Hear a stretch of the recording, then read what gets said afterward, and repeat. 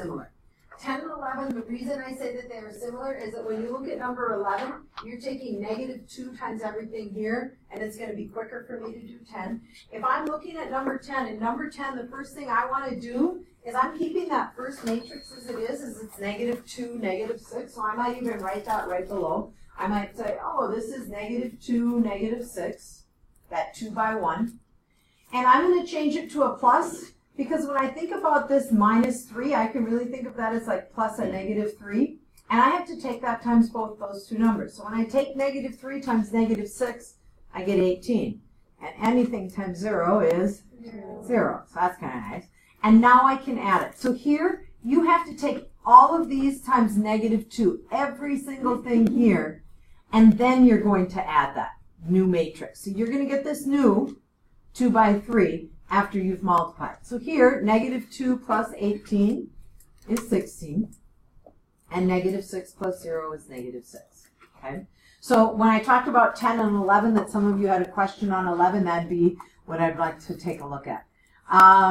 In 13 and 14, let's go 14 first. There was a few more of you that had that one. When I take a look at number 14, this is good practice for our multiplication. Was it multiplication in that one? Yep, it is multiplication. So this is good practice for our multiplication, similar to the one that's over here. It's just this is a little uglier with all the variables, right? So when we start off, if we are multiplying in 14, and we should get a 2 by 2 for our answer, correct? Okay, so we are going to be able to do this subtraction. And again, for me, when I look at that with the subtraction, I want to think of changing all those to the opposites because it's going to make it a little easier for me. So if I am starting to get this first matrix, I'm taking my rows times my columns. 6y times negative y is going to give me a negative 6y squared. Okay? Then I am going with our plus, right? And I'm going across, and I'm taking y squared times xy. Y squared times xy gives me a x and y to the third. Right? I'm doing that? Did it wrong. No one was going to stop and correct me. Negative 6y to the second, right? 6y times negative y gives me negative 6y squared. Y squared times negative 6. So I'm up to what number for that? This is going to be a negative 12 y squared. Okay, that's my first term. Now I'm going across again. I'm taking 6y times xy. That gives me a 6xy squared. Okay, 2 y's, y squared. Now I'm going down. I have a y squared and an x squared, or x squared, y squared. Doesn't matter if you put y squared, x squared, or x squared, y squared, same thing. These are not like terms. So this is one that's like one of those 6xy squared plus x squared, y squared. So when you get this final answer, that you're adding with a negative 6. This one you're getting with a negative. So how they get that final answer, right here, is that they are taking this negative 12y squared minus 6y. Here you're taking this whole thing and you're subtracting 6. So it's like really long, right? And I think that's what's confusing is that you have all of this plus a minus 6. So you have 6x y squared plus x squared y squared minus 6. Yuck, right? Just gets kind of ugly. We're not going to have one this bad in the test. We're not going to have one this ugly on the quiz, okay? So, instead of me taking and going through these last two and then doing it, it won't be one with all the variables. It'll be one with numbers, okay? So, I mean, I could take the time and go through and do that, but like I said, I would really like to look at number 15 was a question on? 15 that says multiple choice. A, B, C are matrices. So this is our 15. This is 15. And it says is it sometimes, always, or never true that you can use that distributive property? And for this one, the reason being is that AC and CA, they might not be the same dimension. So if I'm looking at these and I look at AC and CA, the dimensions might be different. And if the dimensions are different, right, this might be, the answer might have been a 2 by 3 and the other one a 3 by 2 or something like that for that final. Because the dimensions might be different, sometimes it'll work. If we are looking at this one, sometimes it's true. Other times it might not work. So the commutative property doesn't work with matrices, and it would just depend on how my matrices started out. Okay? So kind of to keep in mind. All right, so I would like you, this is a part of your textbook. If you notice at the top, I have 2.6 or 2.6 concept pipe. So if you, it does say that in your textbook, page 814, but we also talked about where yesterday, your planner, right? So the other thing I would use is your planner when you're doing this. But again, if you have your online book or your book, we're going to be looking at those. So you can label units through multi-step problems, choose appropriate units involving our problems, and then using formulas as we are. So a conversion factor is simply a ratio of two equivalent measures, different units. Conversion factor is always equal to 1. You agree that 1 foot equals 12 inches, that's the same measurement, right? That's what they mean by equaling 1. 1 mile is 5,280 feet, okay?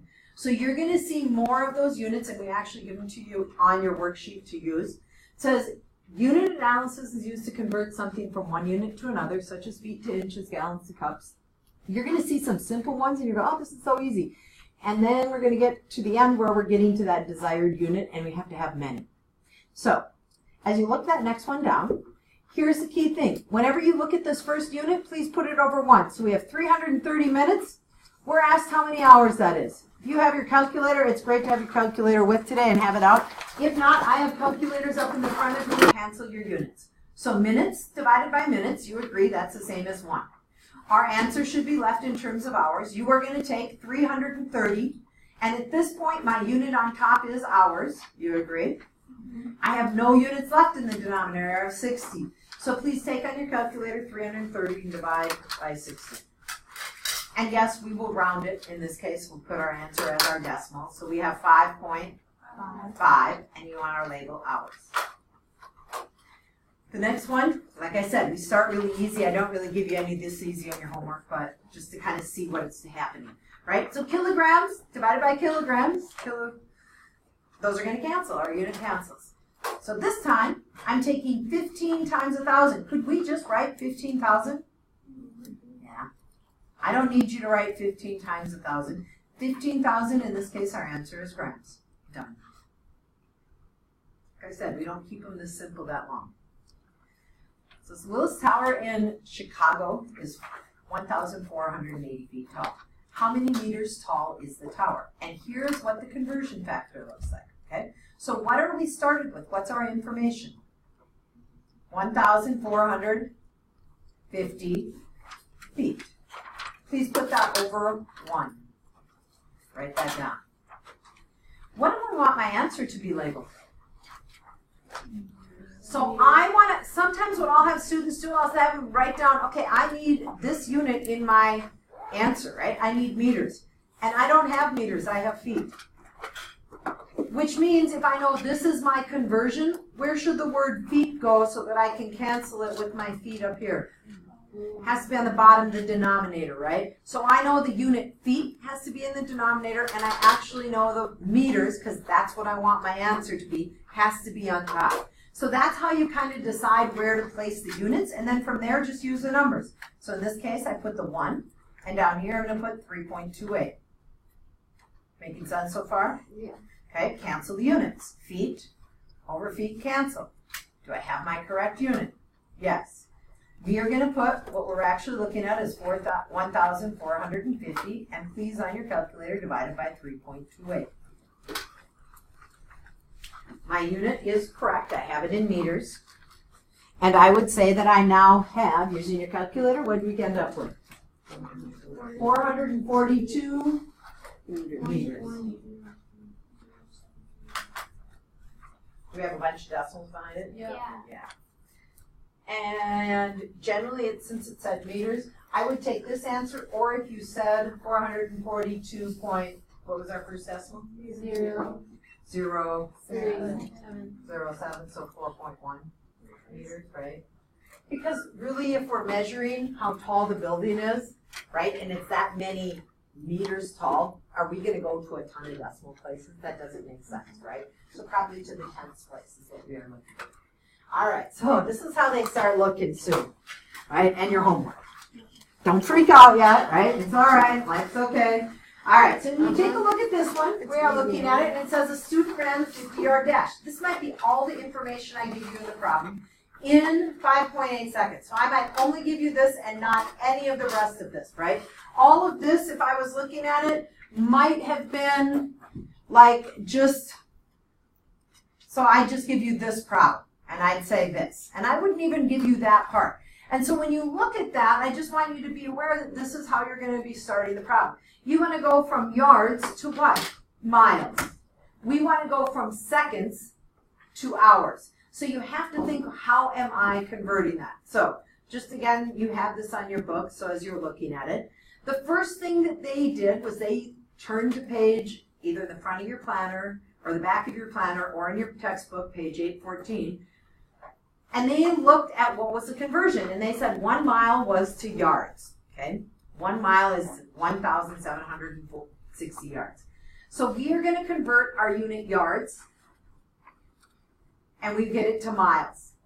Do I have to do any others? Now, sometimes some people will take 2 steps in that part. Why? They'll convert yards to feet and then feet to miles. Could you do that? Yeah, just more conversion factors, more multiplying. Okay? Since our units are now what we want, we now have miles. We're like, yes, got the word miles on top. I'm now worrying about my unit seconds. So I look at where I had seconds was in my denominator. I need to make sure seconds is in the numerator so they cancel. I now have my answer in minutes. We don't want to know in miles per minute. We want to know in miles per hour. So I have to do one more conversion, 60 minutes in an hour. My unit now is in hours. And so then what you are going to do is you're going to take 50 times 60 times 60. So if you would please do that. 50 times 60 times 60. When we do that, we end up with how much? One more time. Wait back there. What do you have? 180,000. 180,000. That's in miles. Everyone get that? Yes. Okay. In our denominator, what are the only 2 numbers we really have to multiply? 5.8 times 1760, right? Now, some of you are really good with your calculators, and other of you kind of struggle sometimes when you're putting stuff in. And one of the things I would really strongly suggest is that you use your calculators have parentheses, and they are a wonderful thing. So when I am looking at this problem, if I wanted to type this in, I might put in 50, right, on my calculator times 60 times 60. I might put equals. And now I'm going to put divided by, so if you have your calculator, you still should have that 180,000. Just hit division. But we might want a parenthesis, right, because we're multiplying 2 things in our denominator. So now we might put 5.8 times 1760. And I'm okay as long as you have all this work that you do everything on your calculator. So we might have our back parenthesis, right? A lot of times it's going to ask you for that. 17.6. It says round to the nearest tenth, so our answer should be that as we look at that, 17.6. Okay? If you didn't get 17.6 on your calculator, like maybe you did it without parentheses, so you did 50 times 60 times 60, you did divided by 5.8, and then divided by that, and you just did it differently. Just make sure that you're checking it with your calculator. I will let you use your calculator on this part of the test, on this quiz, and on this unit test because everything gets a little ugly and you get a lot of large numbers. So if we look at this one, it says the speed of light is 3 times 10 to the 10th centimeters per second. Right? That's how fast it's traveling. Centimeters per second. It says a rocket car of the future car travels at a speed of light. What is the rate in miles per hour? So we want to know how fast that car is going, right? We know the speed of light is 3 times 10 to the 10th. The units, when they give you that, they're trying to tell you numerator and denominator. So the first thing we need to do is we need to change our centimeters, and we're trying to get to miles. And it doesn't matter if you want to go time first or if you want to use your length first. Centimeters, this is one of your conversions that you'll see quite a bit. 1 kilometer is to 100,000 centimeters. We can cancel our units. We are left with kilometers. You can get that calculator ready and start plugging away if you'd like. Here we also know that kilometers we have to change to miles. So again, my units would cancel. And then we are going from seconds, and the conversion from seconds to minutes, we know 60 seconds in a minute. Our unit is 60. And then again, we're changing minutes to hours. So our unit, as we are looking at it, now comes out with, in the top, we have miles, and in the denominator, we have hours. So we have miles per hour. And you can write that as MPH. So if we are looking at this, we're taking, and in this case, do you guys know how to put in scientific notation in your calculator also? 10 to the 10th. If you don't know how to put that in your calculator, times 10, so 3 times 10, and you have that exponent key. So we're looking at 3 times 10, and then you were raising it, where's my x to the y, and ours was to the 10th power. Now it comes out to be a pretty big number, right? We are going to take that still times our 60 and our 60, so we have times 60.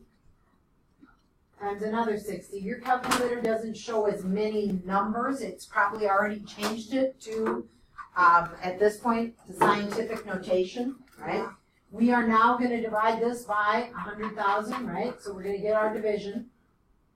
And we are dividing it by, again, using those parentheses, we're taking 100,000 times 161, right? So 100,000,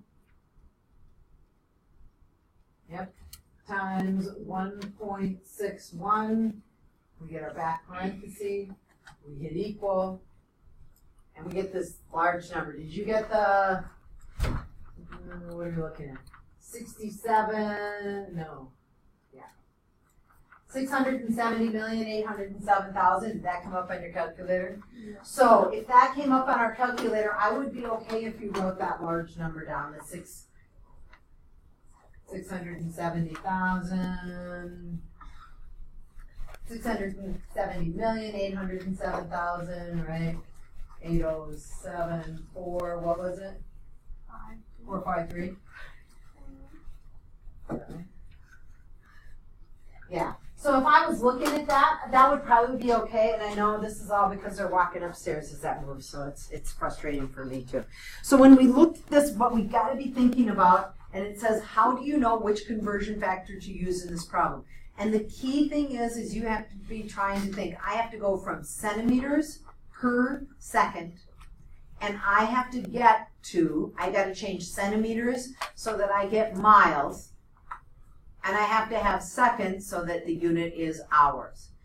So determining how many, and I think you're going to see that in this next one, this is how your homework is going to look a little more like this. An athlete runs 100 feet, 3.1 seconds. What is the speed that he's running in miles per hour? So we're going to start, put in 100 feet, 3.1 seconds. Is that fast? Yeah. 100 feet in 3.1 seconds. Who is this athlete? I'd like to know. Could be even, like, really, they're not running 100, that's like 100 meters, right? 100 feet per, that's really fast. Anyway, we're going to say that maybe it really wasn't a person, it was something else, right? Okay, so as we look at that, first thing we have to decide, we have to change feet to what? Feet has to be changed to what? Miles. Miles. So what do you want to change feet to first? Do we know a direct conversion of feet to miles? Yeah. Yes. So we want to put the unit feet in our denominator, right? So I have to go from feet to miles, and I can do that in one conversion. I'm going to put feet down here, right? And I'm going to put the unit miles in my numerator. And I know that 1 mile, if you look at the conversion, we already had this one, is 5,280 feet. I now have my answer in miles, okay? I need to go from seconds now, and I need to go to hours, which means I'm going to change first from seconds to probably minutes, and then to hours, right? Thus the 2 parentheses, okay? So I now had seconds in my denominator, which means I now need to move it to my numerator, right? Because I need them to cancel. And I'm going to put minutes in my denominator. And I know that 1 minute is 60 seconds. And I'm going to have to do one more conversion, right? I got to go from minutes, so I'm going to put the unit minutes, and I'm going to have hours. And I'm going to have another 60 and 1. So what I would like you to do right now, miles per hour, right? Okay? If you did not get the 22, it is really important that before you go ahead and do all your homework and you're looking at problems that you figure out how you're putting these in your calculator to get this right now. Okay? And again, my hint is always if you cancel the units as you are looking at them, seconds, and then as we look at these, you're going to be left with the 2 things that you were trying to get for your answer. So the next one says, your friend's car gets 30 miles per 1 gallon of gas. What is the gas mileage in, because we're going up to Canada, right? We are one of the only countries that uses miles and gallons, kilometers per liter. We want to make sure we know what we're doing. So we're going to go with 30 miles, right? This is telling us per 1 gallon. So the first thing we need to take a look at, and if you notice at the bottom I gave you these, this would be like what I gave you in your homework. So we need to change from miles to kilometers, one easy conversion. Where should I put the word miles, numerator or denominator? Denominator. That's my miles. The units go with it. So it had 1 was equal to 1.61. I put the 1.61 with the kilometers. I now have the right unit for my answer. I now have kilometers in the numerator. I want liters. Now, I had gallons, and notice this 2 conversions. Gallons to quarts and quarts to liters. I cannot start with the quarts to liters. I have to start with the unit that I have, which is gallons, which means I need the word gallons, numerator, and I need the word quart in my denominator. So I now put that 1 gallon was equal to 4 quarts. I now have my answer in quarts. I don't want to know how many kilometers per quart. Kind of a weird conversion. I want liters, right? So I am now putting my word quarts here and liters, because remember our end goal was to have the word liters in our denominator. So I now put 1 is to 0.946. Get that calculator out. You are. Okay, so here's a question. You'll see one similar to this on homework. You'll see it on a test where I ask you, can you do this? So, suppose you're a gold miner, California, and you have your tools with you, and you have one hand free only to carry a 4-liter bucket. So picturing a 4-liter bucket, right? Picture 2 liters, two liters of pop, right? 4-liter bucket of gold dust. The gold has a density of, they're going to give you some information, 19.3, so are some of our information, grams per cubic centimeter. Unit analysis, we want to figure out, is the bucket too heavy? The other information you need, these are our other 2 conversions that we are going to use, okay? So the first thing that we need to be thinking about as we start this problem is, how do we even begin? What is our first piece of information that we want to look at? We want to look at what? What was our pail? 4 liters. 4 liters. You have to start with what you know. You only know 4 liters. So you're going to put 4 liters in our 1 pail, right? You can put the word pail if you wanted, but we are trying to find out its weight, right? And notice they give us in grams per centimeter cube, and we're going to probably find it in pounds, right? Because I gave you that conversion. So we want to know how many pounds, which makes sense, right? You know you can lift 5 pails or 5 pounds or 10 pounds or maybe even 20 pounds in a pail, okay? So liters. What is my first conversion that I need to use up here? The first one, the second, or the third one? What's my conversion for liters? First, second, or third? First, second, third. Third one. Where am I going to put the unit liter? Bottom. In the numerator, centimeter cubed. It was 1,000. 1,000 to 1. I'm now out of liters. That makes me happy. I'm done with this conversion. What's my other conversion that I know with centimeters cubed? First one. Where do I have to put the word centimeters? Now, keep in mind that this is 19.3 grams per 1 centimeter cubed. That's what that tells you. So I need centimeters cubed in the denominator, and I need grams. And so I am looking at this going, oh, if I look at this, I'm going to have 1 cubic centimeter to 19.3 grams. My answer is now in grams. Some of you might know grams if you are in some European country or Canada or any place besides the U.S., but the rest of us, it's all about pounds. So we now want to put grams. There's a lot of grams in a pound, right? 454 approximately grams per 1 pound. So on your calculator, you're taking the first 3 and multiplying and then dividing. Most likely, if we were looking at that, it is answering the question. We got 170 pounds. It is very unlikely that we could probably carry that. Okay? So, what is nice in your homework tonight is this. I am going to give you this conversion thing. I give you some examples of some other ones. So you can look at this besides just flipping back and forth to your notes, right? This is very much like what we just practiced with the units canceling, okay? Then there are 2 pages. This page, they start off pretty easy, feet to inches. Just show it. Show the conversion. I know it's only multiplying by one thing with the units. Just show. Yards to feet, feet, just show the canceling of the units. So you're like, I hate showing my work this time. I know, I run into you every year. People like you that don't like to show your work. Okay? So, and then there's the second page. I just want you to be aware of that. Okay?